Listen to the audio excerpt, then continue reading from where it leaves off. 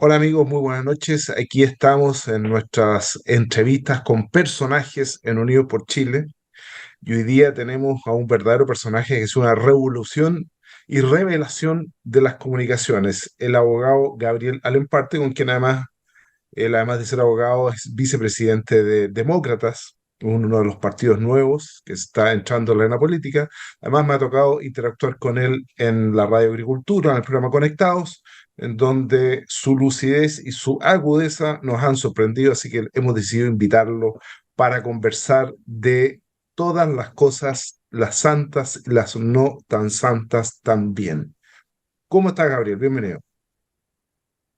Muchas gracias, Ricardo, por esa más tan generosa presentación que no creo merecer en tan demasía como tú lo señalas, pero te agradezco mucho tus palabras. Además, ha sido un honor conocerte y trabajar juntos en Conectado en Radio Agricultura, tener ahí algunos programas, nos hemos entretenido mucho en la conversación. Sí, la verdad que cuando a pesar que uno pueda disentir de algunas cosas, pero cuando al frente tienes a alguien que tiene experiencia y tiene una mirada crítica, pero además positiva a las cosas, realmente es entretenido. Así Voy a es. ir directo al grano, Gabriel.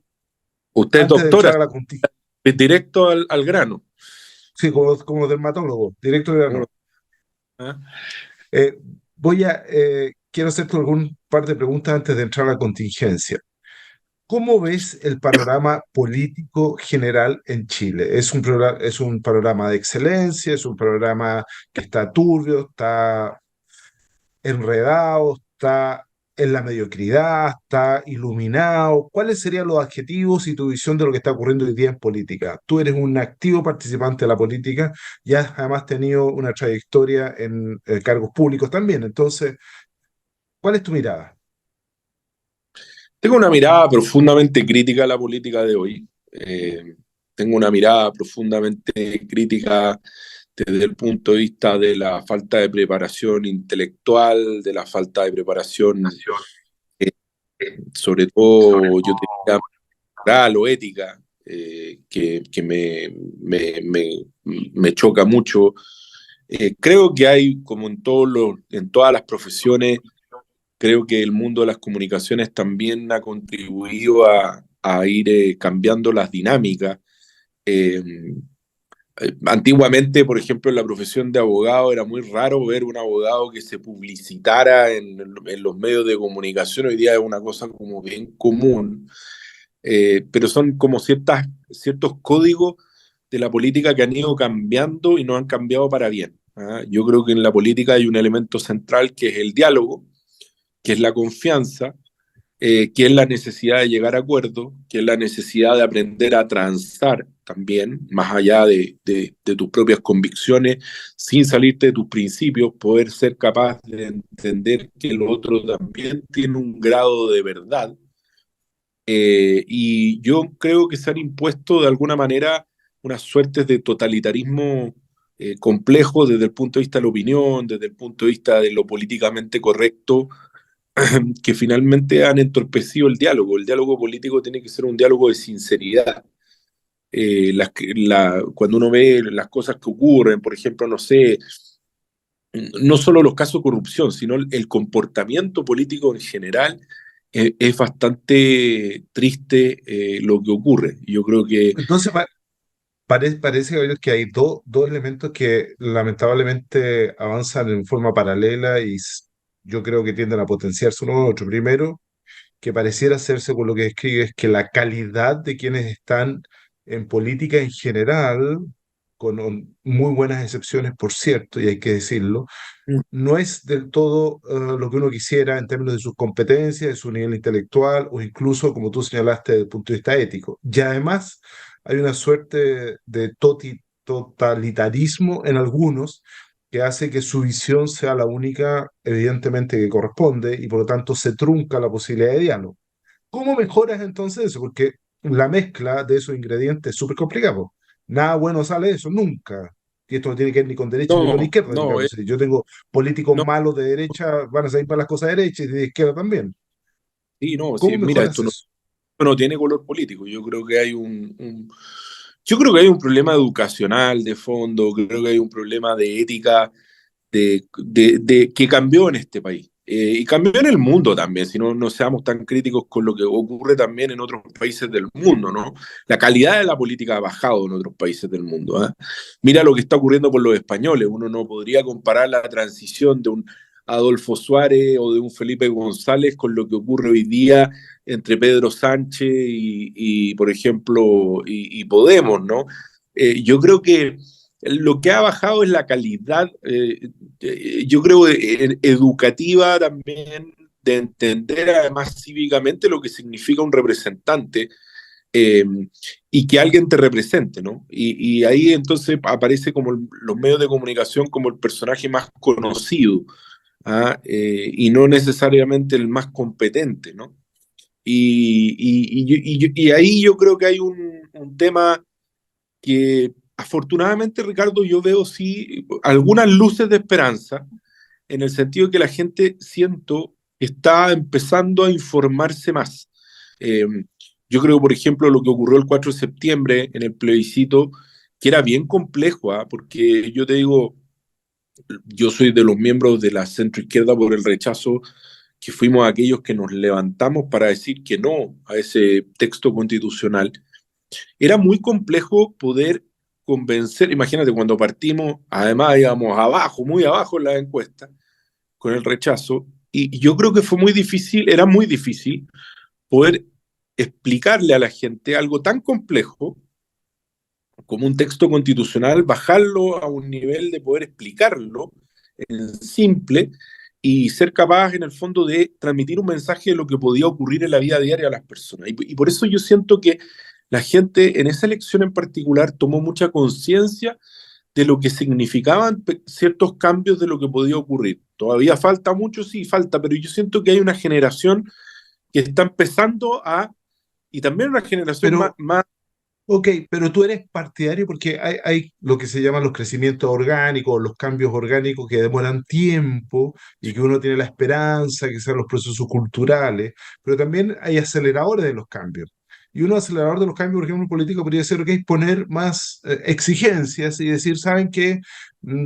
Para senador mínimo 40 años, por ejemplo, pero además una carrera universitaria, por decir cualquier cosa cumplida de tantos requisitos o no haber tenido antecedentes de ningún tipo, penales o qué sé yo, para ser presidente, estos otros requisitos. Entonces, pareciera ser, porque durante un tiempo parecía que la experiencia no tenía ninguna importancia, y hoy día nos damos cuenta que la experiencia es vital, sobre todo el manejo de una Esto, cosa tan compleja como un país, digamos. Entonces, tú te das cuenta que gente que nunca ha manejado nada puede producir un desastre en cualquier área de las cosas. Entonces, ¿tú estarías dispuesto a apoyar, por ejemplo, un aumento de las exigencias con tal de tener gente con mayores competencias? absolutamente. Yo creo que hubo un error en el rebajar la edad del presidente y de los senadores en la reforma del 2005 de 40 a 35 años. Creo que es un error garrafal. Creo que la experiencia es algo absolutamente necesario, pero también creo que las exigencias curriculares y las exigencias, hoy día además las exigencias curriculares no podrían ser algo elitista como era hace 40 años atrás, porque quienes podían entrar a la universidad era menos gente, ¿no? Porque había menos universidades, menos cobertura. Hoy día, cuando el 70% de las personas que ingresan a la universidad son, eh, son hijos de la primera generación de su familia que entran a la universidad y que además la universidad tiene gratuidad para aquellos sectores más carenciados, digamos, yo creo que tener una carrera universitaria es un mínimo, un piso, un requisito para optar a ciertos cargos públicos. Y por lo demás, la última que tú me señalas es de perogrullo, creo, pero no por ello no debería estar escrita. Creo que tener o haber tenido antecedentes penales es algo que, bueno, en general, cuando uno tiene antecedentes penales, cuando ha tenido antecedentes penales, una persona, eh, algún tipo de inhabilidad queda, pero después de un rato esas inhabilidades se borran. Pero creo que, por ejemplo, en el caso de personas que hayan estado involucradas en casos de corrupción y que hayan sido sentenciados, por supuesto, la presunción de inocencia siempre es importante en una democracia, eso debería inhabilitarte perpetuamente para ejercer cualquier cargo público. El deterioro de de la democracia, Gabriel, conlleva un riesgo que a mí me preocupa, porque a mí me encanta la democracia, me encanta la discusión, me encanta el desafío de las ideas, con gente de la cual uno puede aprender o que te puede enseñar. O sea, es una cuestión que yo creo que es el eje central del desarrollo. Pero con el deterioro de la democracia en gobiernos que muestran incapacidad de resolver los problemas, y no solo eso, sino que son profundamente corruptos, y lo vemos en otros países de Latinoamérica y no solo en Chile, ahí comienza a haber una desafección por la democracia y mucha gente empieza a mirar con cierto anhelo tener gobiernos muy duros, un poco lo que ocurre en El Salvador. Y acá además tenemos un flagelo de la delincuencia y el narco, que está haciendo una combinación un poco peligrosa. Lo que ocurrió en Ecuador, que matan a un candidato entre tres sicarios, un cierto candidato a la presidencia, es una cuestión realmente que genera terror de forma transversal, porque significa que tú estás expuesto si tú vas con una línea política, sea cual sea, y lo haces público, estás expuesto a que el sicariato se tome las armas. Entonces, ¿cómo ves tú el panorama de la democracia en Latinoamérica y en Chile en particular para los próximos años? Bueno, Latinoamérica yo creo que y Chile no queda exento de eso bajo ninguna circunstancia. Eh, Está expuesta a los riesgos de la seguridad y los riesgos de la seguridad y el bienestar de las personas necesariamente involucran la calidad de la democracia. Mientras más peligrosa se vuelve una sociedad, más desafección hay hacia la democracia. Eso es un elemento evidente. Más afección pasa a tener aquellos liderazgos que de alguna manera con un sentido más populista buscan la solución rápida de los problemas, pero el atajo y ahí los elementos populistas o uno podría decir con características autocráticas son el atajo a la democracia y el atajo a la democracia siempre sale muy caro. Pero entonces no es lo que uno tiene que combatir, no es el populismo el que uno tiene que combatir, sino hacer más eficaz la democracia. Y hacer más eficaz la democracia pasa por una serie de valores fundamentales. El primer valor es hacer el ejercicio elemental que tiene el Estado, que es el primero de los ejercicios que tiene que tener el Estado, que es asegurar el orden público y la seguridad de las personas. Cuando el Estado no cumple con esa premisa básica, es evidente que de ahí en adelante cualquier otra premisa queda sin cumplir. El primer objetivo que tiene un Estado desde el momento en que se constituye es básicamente asegurar la seguridad de las personas. Y yo creo que eso hoy día está puesto en tela de juicio y cada vez más. Y esto del sicariato que nos impacta en un candidato presidencial, este sicariato está ocurriendo en las poblaciones de Santiago, no con un candidato presidencial todavía. Lo que pasa es que, claro, llama la atención en un candidato presidencial en Ecuador, llama la atención también además las implicancias políticas que esto tiene. Correa, yo lo veía en un spot de hace unos días atrás, un poquito antes, y este candidato había sido incluso amenazado, y Rafael Correa en un spot de televisión decía por la destrucción que hemos vivido en los últimos 6 años, refiriéndose al gobierno actual y al gobierno anterior De las, de, claro. de Lenín Moreno, dice una cosa así como por la destrucción de los últimos 6 años, la venganza personal, dice, la venganza personal será muy dura. Entonces, cuando un líder político llama a la venganza personal, bueno, yo creo que en definitiva la violencia política nace, y eso es lo más complejo en la democracia, nace en el verbo, nace en las palabras. Y yo Perdona, creo que hoy día. sí, pero también hay que recordar algo. Nosotros tenemos una senadora en la República que tuvo un lamentable accidente, pero también ella llamó a quemarlo todo. Y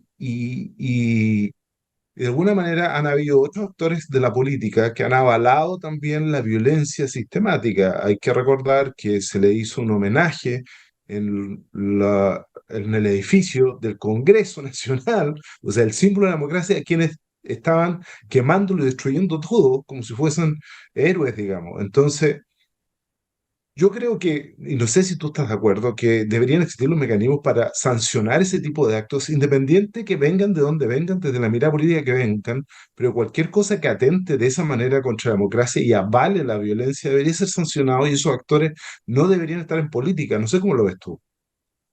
Absolutamente. Yo, es más, Ricardo, las democracias más avanzadas eh, sancionan duramente a aquellos que se apartan de la vía institucional. La Constitución de 1978 de España establece la inhabilitación de aquellos partidos políticos que se van de la vía institucional, y ahí hemos tenido los partidos que han sido sucesores de ETA inhabilitados, o el mismo caso catalán. Tú puedes ver que hoy día Puigdemont y los demás y sus seguidores, varios de ellos instigadores de la secesión catalana, están detenidos. En Chile, fíjate que la Constitución de 1980 lo mantiene hasta el día de hoy día. O sea, nadie podría decir que una medida, porque la Constitución ha tenido 70, bueno, el 80% de nuestra Constitución está reformada en democracia. Tiene un artículo especial para poder inhabilitar a aquellos partidos que se apartan de la norma. Lamentablemente ha sido algo que no se ha aplicado, no solo a los partidos, las personas, no se ha aplicado, fíjate, o se ha aplicado muy poco. Yo creo que hay una falta de cultura ahí. Yo creo que a lo mejor el proceso constitucional debiese tener una manera de inhabilitar a aquellos que de alguna manera hacen llamados eh, a la subversión, al... es bien delicado porque esto está en el límite de la libertad de expresión, pero cuando ya se pasa a la acción, me parece que es absolutamente necesario. Las democracias tienen que protegerse a sí mismas. Eso pasa en las democracias más avanzadas. Perfecto. Oye, Gabriel, ahora volviendo a la cosa más local, más, ¿qué te parece a ti la renuncia voluntaria, presionada del ministro Jackson? ¿Tú crees un tiro de gracia al gobierno o es una cosa más bien estratégica? ¿Era esperado? ¿Cuál es tu mirada? Mira, yo encuentro que allá a esta altura es bien lamentable, ¿no?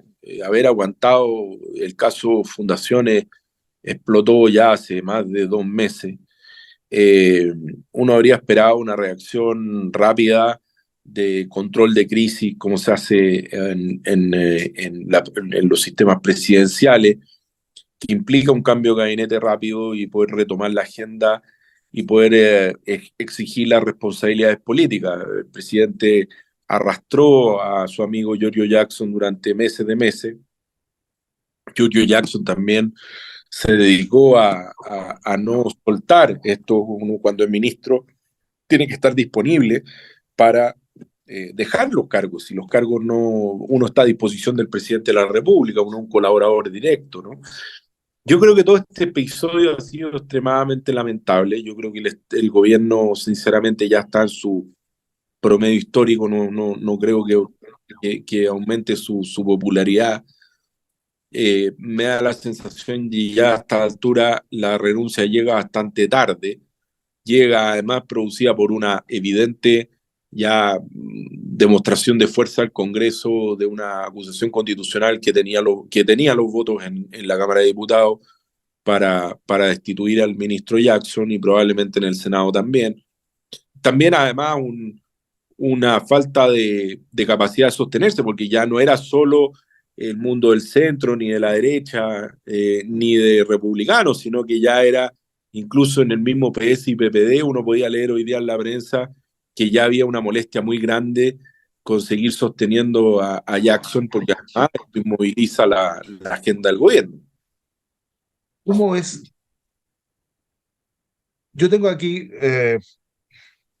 y te ruego perdón, es probablemente por la pregunta media inocente, digamos, pero No, si uno tiene un gobierno que en algunas áreas no está funcionando bien, toma cierta distancia, ese gobierno, eso que ideológicamente me representa, pero sigo simpatizando y yo espero que lo mejore, pero cuando un gobierno tiene en todas las áreas está mostrando falencias importantes y uno de los elementos cruciales que eran su columna vertebral, que tenía que ver con la suerte de virginidad frente a la corrupción, muestra, digamos, este episodio de los últimos meses que es realmente un escándalo de proporciones, probablemente el sistema de corrupción más grande que hemos tenido desde vuelta a democracia, por lo menos, y, y sigue manteniendo un apoyo, un 25, un 27%.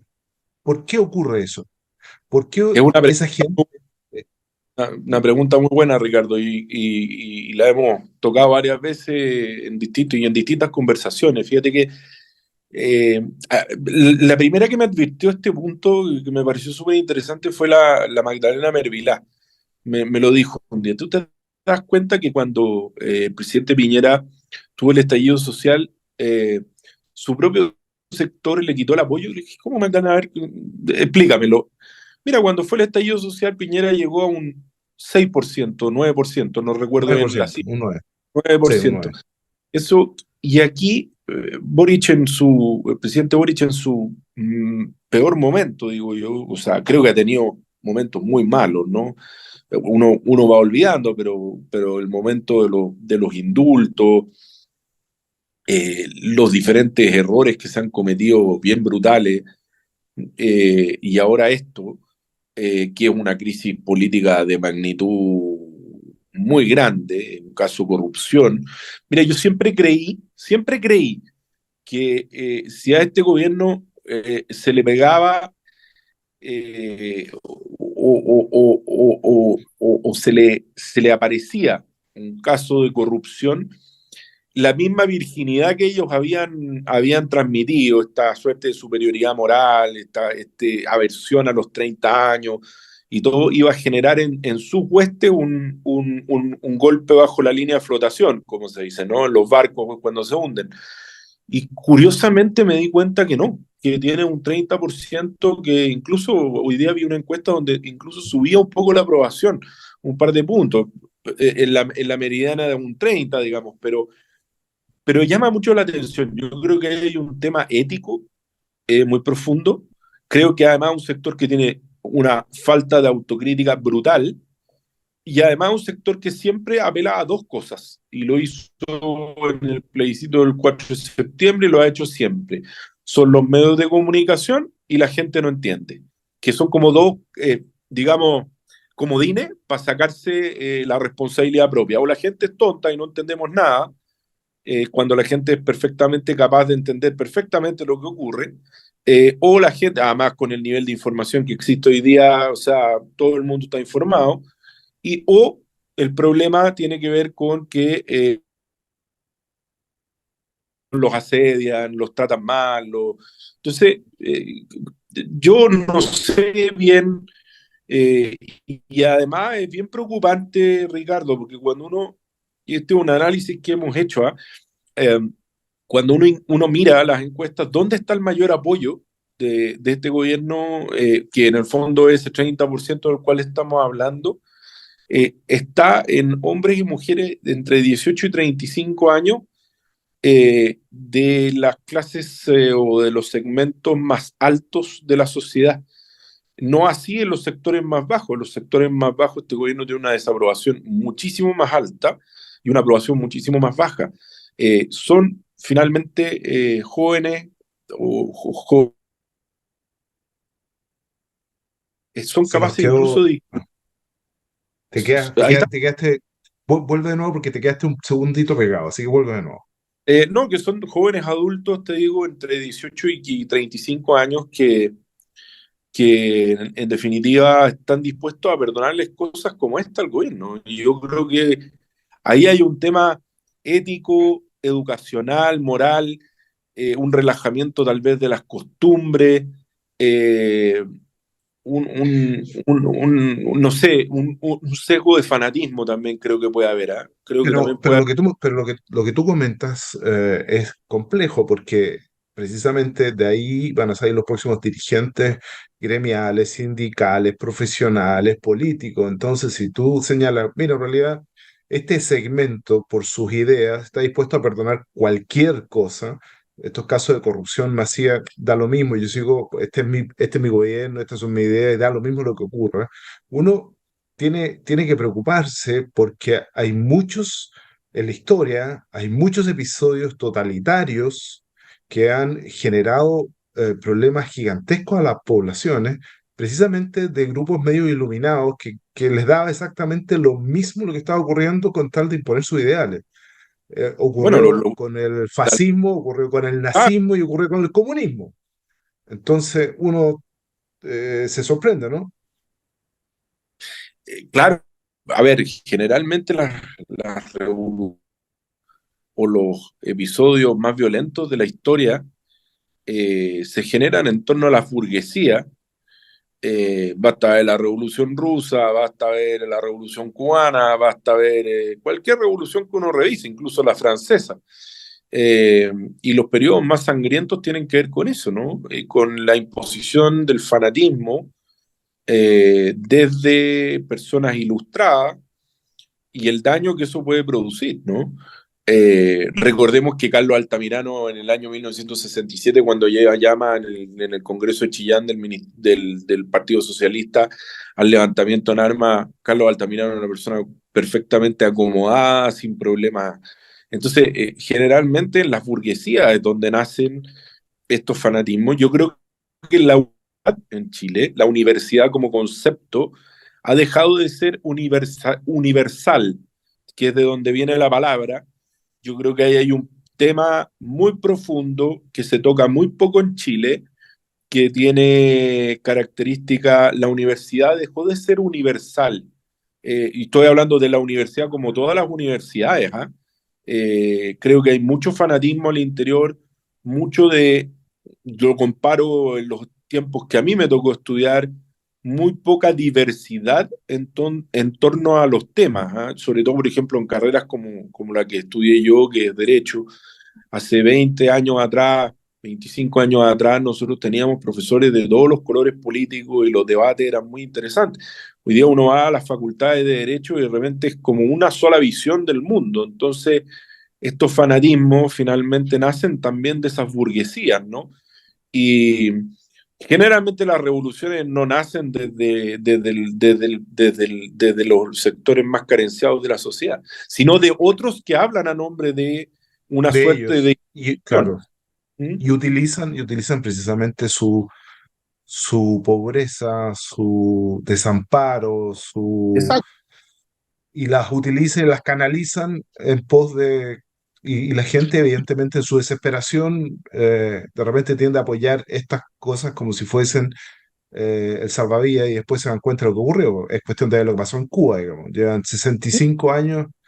Y si tú miras en Chile, probablemente la caída y la caída tan brutal en sectores, en segmentos más bajos de la sociedad, desde el punto de vista económico, eh, ha generado, yo creo, una tremenda desilusión en este gobierno, por lo mismo, porque en definitiva ellos llegaron al poder criticando lo que se había hecho, que además había sido una reducción que si uno la mira en la historia de la sociedad, nunca Chile había crecido tanto y había rebajado tanto su desigualdad. Y esto, a ver, cualquier persona que tiene desde mi edad, tu edad, hasta gente más mayor que nosotros, puede constatarlo. El país que nos tocó vivir a nosotros es un país completamente distinto el que vivimos en la niñez que el que tenemos hoy día, con todas Sí, las claro. carencias y todos los tenemos, o sea, desde los caminos rurales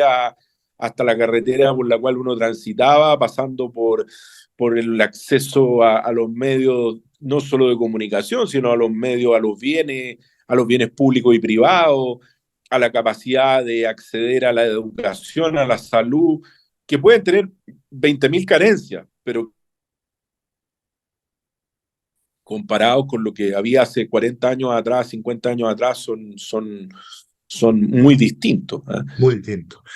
Gabriel, ¿tú cómo sueñas el futuro? ¿Cómo te gustaría? Porque después de este camino que hemos conversado, tu descripción a mí me deja un poco preocupado porque tenemos un problema ético, tenemos un problema de competencia y evidentemente eso genera un problema de gestión y si no gestionamos bien el aparato público no nos va a ir bien y las necesidades van a seguir estando ahí. Entonces, ¿cómo ves para adelante un poco de política ficción. Estos 2 años y medio que le quedan al gobierno del presidente Boric, ¿y cómo imaginas Chile en los próximos 10 años? Yo creo que los 2 años que vienen, le quedan al presidente Boric van a ser muy malos. No tengo ninguna esperanza en que sean buenos. Y perdona que sea pesimista en esto, pero yo creo que el pesimismo también tiene que tener grados de realismo. Yo creo que no saben administrar el Estado, creo que no saben gestionar el Estado está cada vez más lento, el Estado está cada vez menos eficiente, el Estado... Mira, tuve la oportunidad el lunes pasado de comer con el presidente Frei Ruiz Tagle, que él tiene un tema bien entretenido con el tema de la infraestructura. En su gobierno la infraestructura fue cuando se dio el paso a las concesiones, y a mí es un tema que me apasiona por haber estado en el Ministerio de Obras Públicas, y conversábamos sobre el tema, y me decía, mira, ahora están relicitando la carretera La Serena-Los Vilos. ¿Cuánto nos demoramos nosotros en la carretera La Serena-Los Vilos? 3 años en sacar el proyecto. Hoy día los proyectos se demoran 9 años, los proyectos mineros, los proyectos de concesiones, ¿para qué decirte que dejamos de construir cárceles concesionadas por la presión gremial y también por la presión política? Yo siempre lo cuento esto como una historia. Cuando a mí me tocó llegar al Ministerio de Obras Públicas, nosotros tuvimos un gran conflicto con los gremios de la salud y con el Ministerio de Salud en particular, en ese momento dirigido por Elia Molina, eh, respecto a la construcción de los hospitales que venían. Y nosotros apostábamos a los hospitales concesionados porque habían demostrado ser muchísimo más eficientes. Claro, era evidente, nos decían son más caros, pero es que eso es evidente. Si uno compra una televisión en cuota, como se hace la construcción de un hospital concesionado, es muy distinto que si yo lo compro al contado con plata de uno, pero en el fondo lo que yo hago es tremendamente redistributivo, porque si yo le entrego a un privado la construcción y se lo voy pagando en la utilización del hospital, finalmente esa plata yo la libero del presupuesto público y esa plata puede ir a otras cosas donde el privado no llega. Bueno, esta disquisición se da a propósito, Ricardo, a ti que tú que eres médico, a propósito de la construcción de 2 hospitales. Uno era el Sotero del Río, que era construir un hospital nuevo, Sotero del Río, y el otro era el Salvador Geriátrico.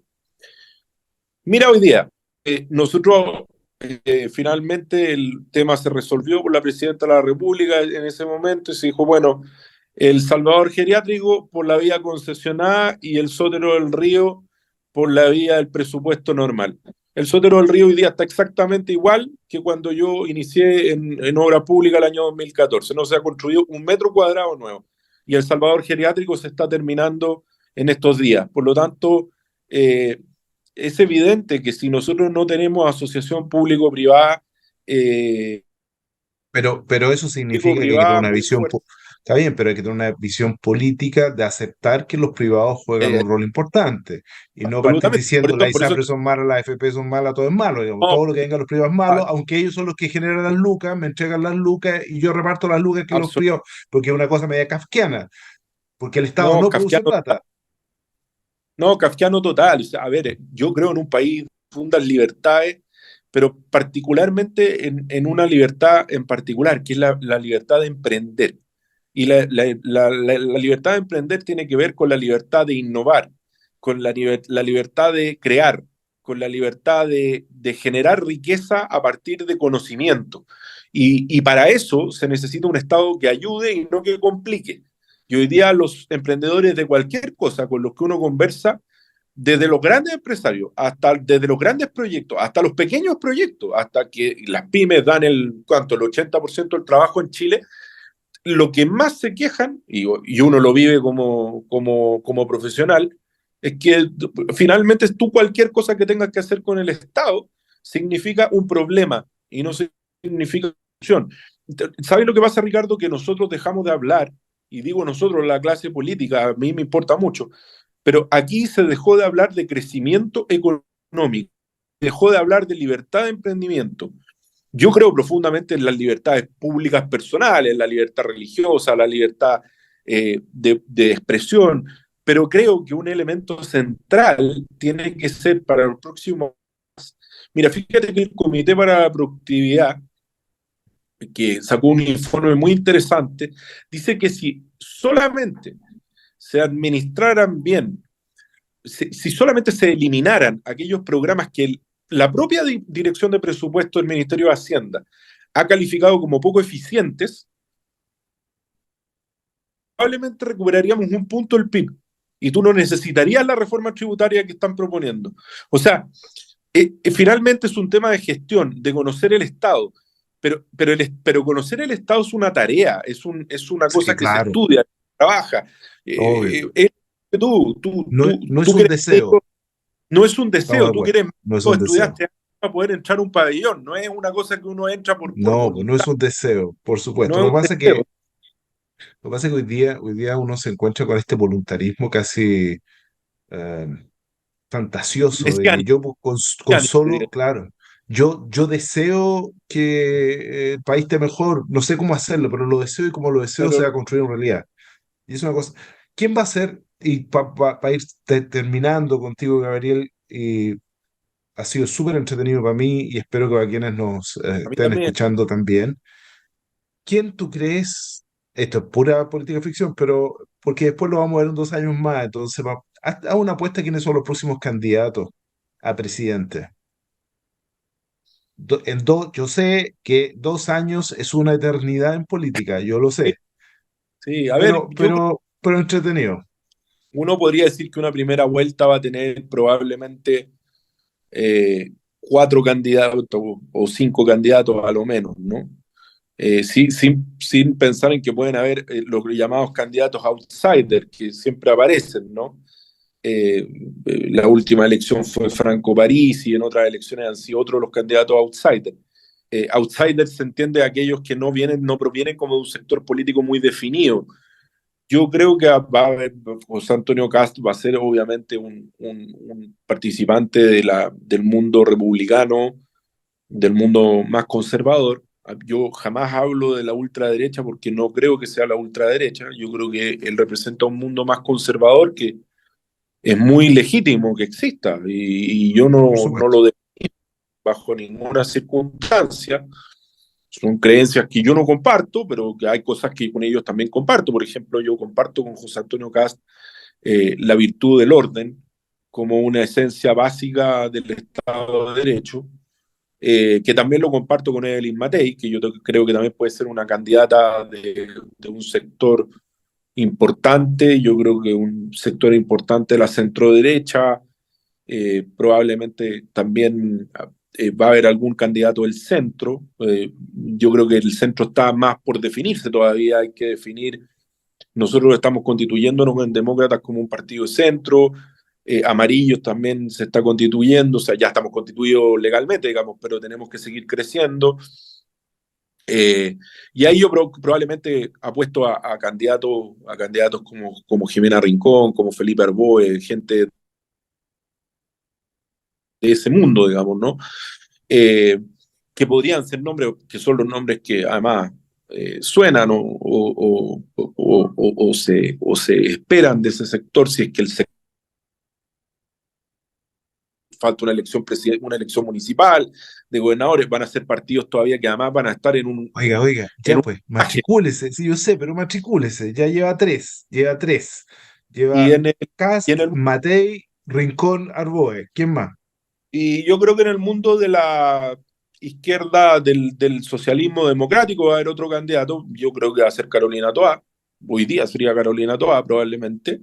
Ok. Y creo que el mundo del Frente Amplio y el Partido Comunista bastante golpeado, creo yo, también van a tener a Camila Vallejo o algún personaje por el estilo. ¿Ah? ¿Tú crees que Ahora, Giorgio Jackson no? ¿Jackson no? bueno, uno nunca sabe. Mira, así como la política, 5 años, 2 años política, una eternidad, en política hay varios dichos. Uno de ellos es que se han visto muertos cargando adobe y que no existen los muertos en política. Uno puede morir varias veces. Bueno, esperemos que no nos toque morir, por lo menos pronto. Nos va a tocar a todos, sin lugar a dudas. En algún... Aprovecho de agradecer a Gabriel por este tiempo. Siempre para mí es un placer conversar con él porque tiene una visión súper ponderada y complementa y da gusto porque enriquece. quiero darte las gracias, Gabriel, por tu aporte, además, digamos. Porque yo soy de los convencidos que entre la gente con experiencia, con visión, con trayectoria, con inteligencia, pero fundamentalmente con nobleza, pensando en el bien de Chile, se puede construir un país maravilloso. Creo lo mismo Gracias, que tú, Gabriel. No sé Ricardo. si tú quieres decir algo feliz.